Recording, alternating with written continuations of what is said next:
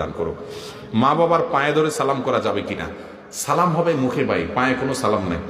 সালাম হবে আসসালামু আলাইকুম রহমতুল্লাহ, পায়ে কোনো সালাম নাই। এখন মুসিবত হলো বিয়ের পরে নতুন শ্বশুর শাশুড়ি যদি পাঁচই সালাম না করেন তো বলবে বেয়াদব ছেলে, বেয়াদব, কিচ্ছু শিখে নেয়, মা বাবা কিচ্ছু শিখে নেয়, ভাইয়ের সামনে মোল্লা মুন্সি কিছু ছিল না। কারণ শ্বশুর শাশুড়ি নিজেই মূর্খ, বেচারীরা বুঝে না, এই জন্য বলে। আপনি ভক্তি প্রকাশ করবেন, ভালোবাসা শ্রদ্ধা দেখাবেন, নম্র হবেন, তাদের সামনে জড়সড় হয়ে বসবেন, কিন্তু পাঁচই সালাম নিবেন না। পাঁচই সালাম করা এটা হিন্দুদের একটা কালচার থেকে আসছে। হিন্দুদের মধ্যে কলকাতাতে এবং অন্যান্য জায়গাতে আছে, হিন্দুরা নেয় হলো চরণধুলি। তারা কি নেয়? চরণধুলি। পা ছুঁয়া ধুলাগুলা নেয়, চরণধুলি নেয়। চরণ মানে পাও, চরণধুলি মানে পায়ের ধুলা নেয়। ওখান থেকে আসছে কদম বুসি, ইসলামিক ফরম্যাট আর কি।